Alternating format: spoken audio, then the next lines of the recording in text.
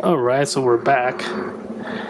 Yeah, so we're gonna continue looking at the VF-1J. Let's look at the articulation of the Battroid mode. So first, the antennas can spin around, I guess, 180 degrees, and then it can angle out a little bit.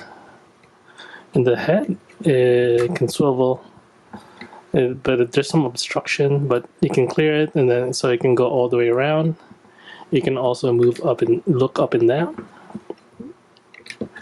and you can also do this, so you can lift up a little bit, so you can look down like this, or look up like that. So pretty good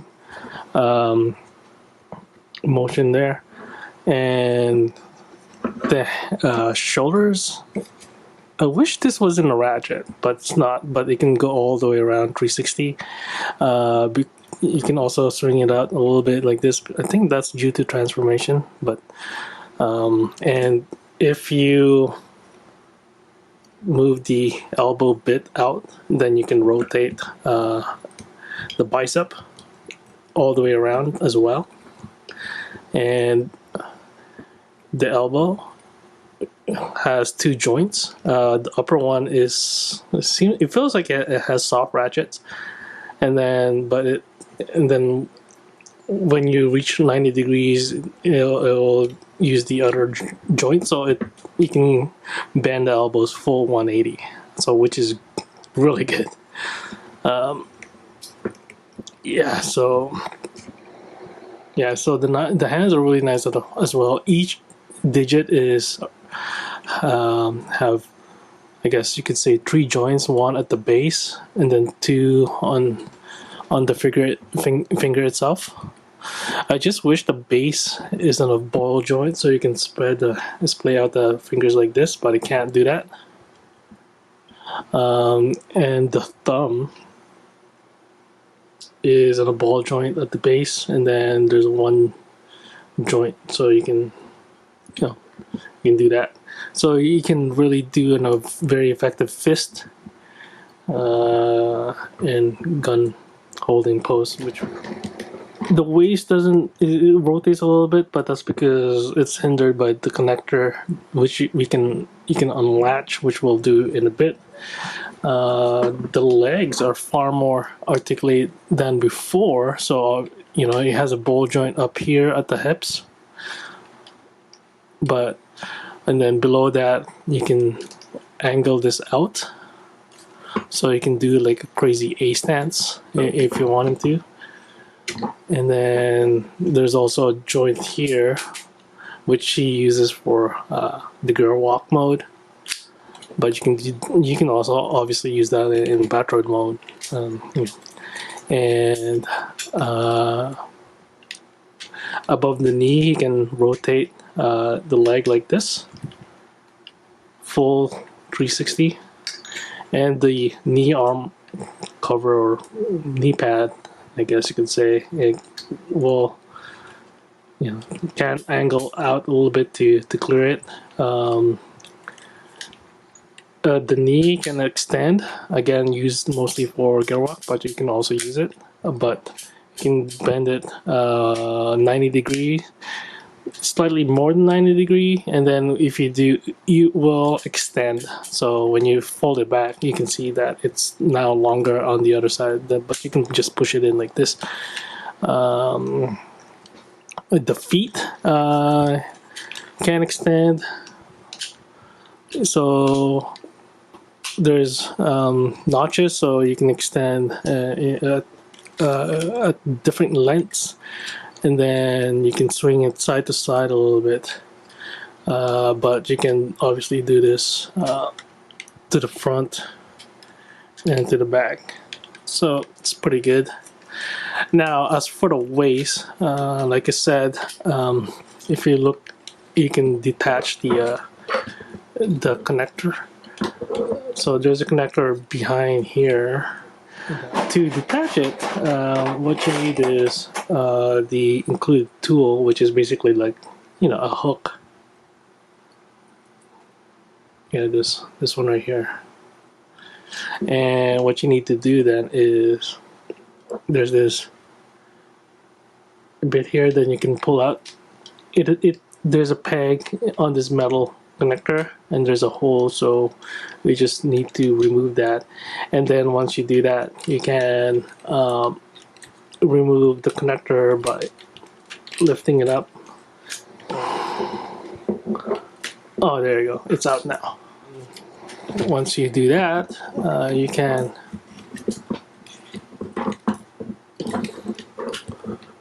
totally rotate his waist. See?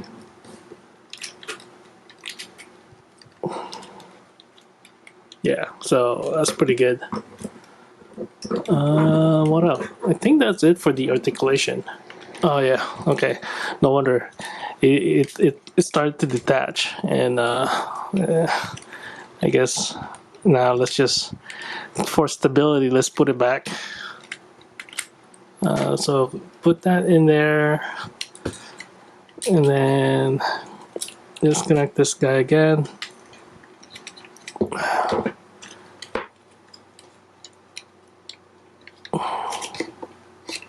Yeah, it's way more stable once if you have it connected. So you heard that snap, so it's there in place.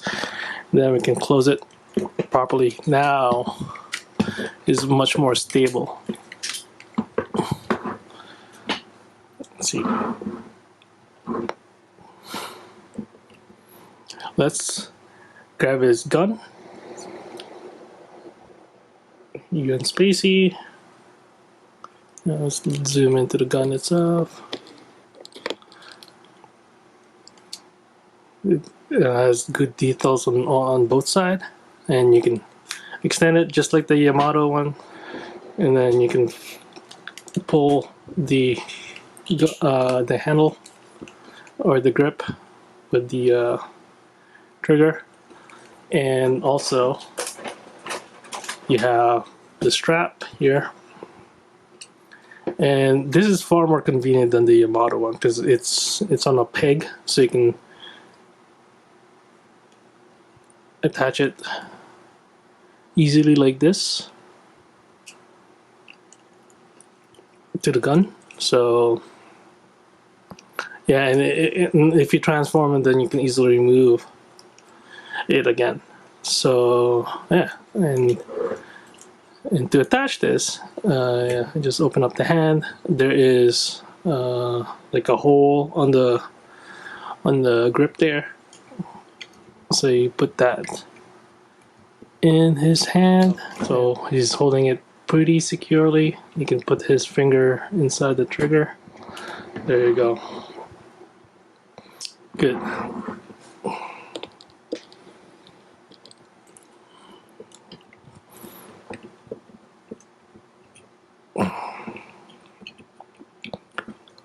Make a fist on the other hand.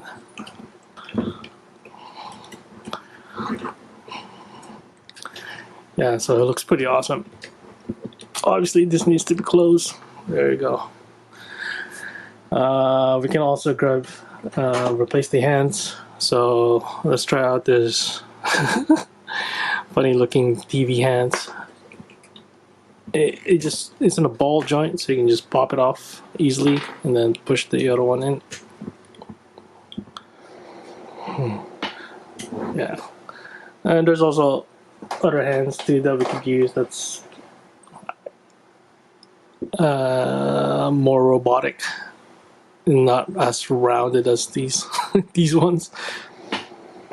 Yes. All right, so next what we're gonna do is I'm gonna compare it to this guy. There's the Yamato VF-1A 148 scale. This particular one is the low vis edition, which I like because it's more accurate and has a weathering effect. Anyways, I'm gonna go transform this and we'll compare it to the Bandai one. Alright, so let's bring in the Yamato VF. No, let's extend his leg. Oh no, I can't. Does he not? Okay, so just to be fair, we'll collapse the feet in so they're basically the same size.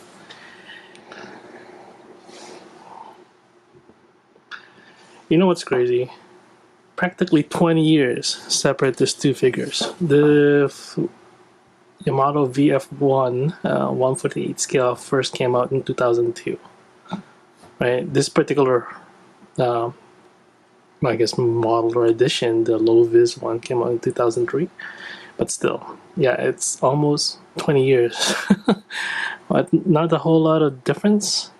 Yeah, so in that sense, kind of a little disappointing. There's not much more advancement in on Bandai's part, right? My understanding of this is heavily based on the V2 160, which is an improvement of the 148. But anyways, there's actually more similarities than differences here. Obviously, this is a VF-1A and this is a VF-1J, so the head is different.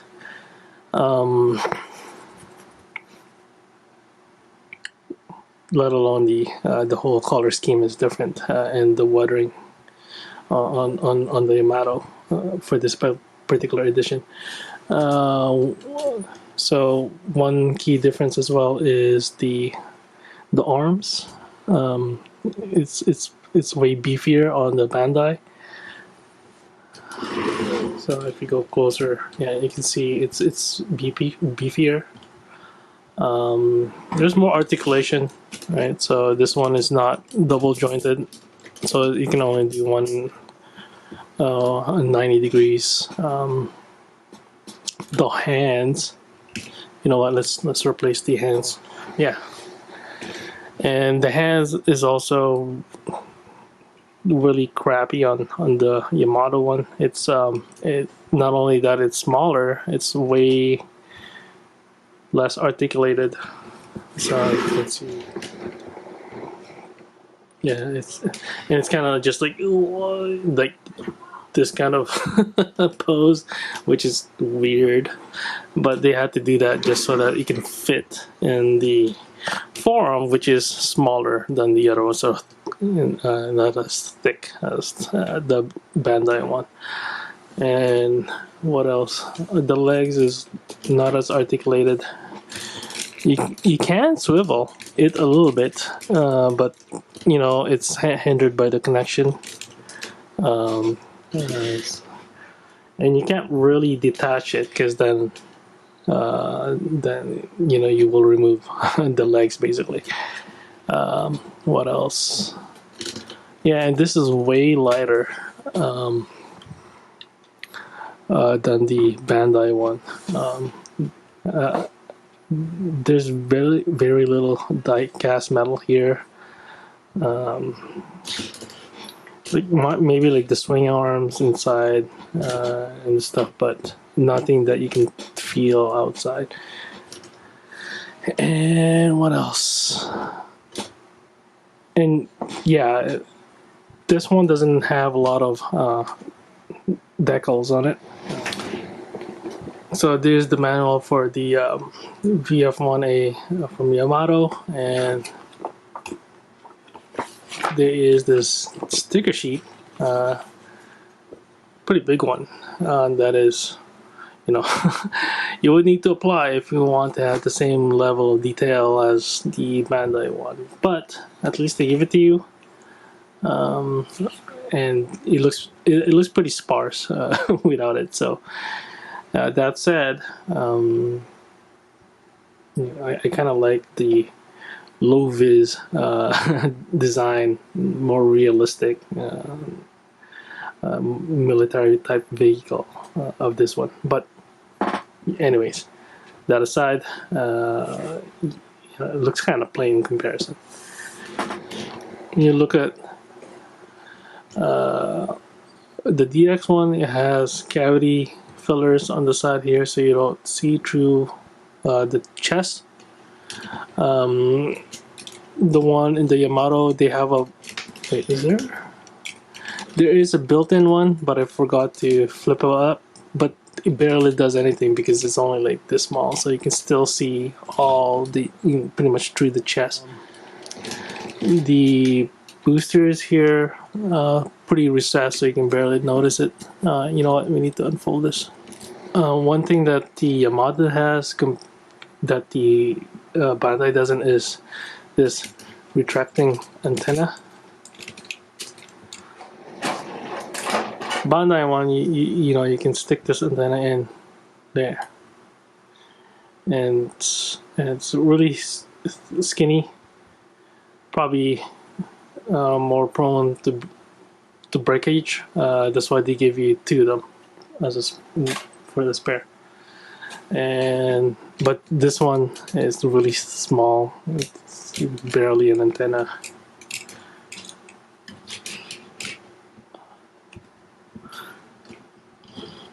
But yeah, obviously overall shape is the same, and like, you know, some of the panel lining is fairly similar.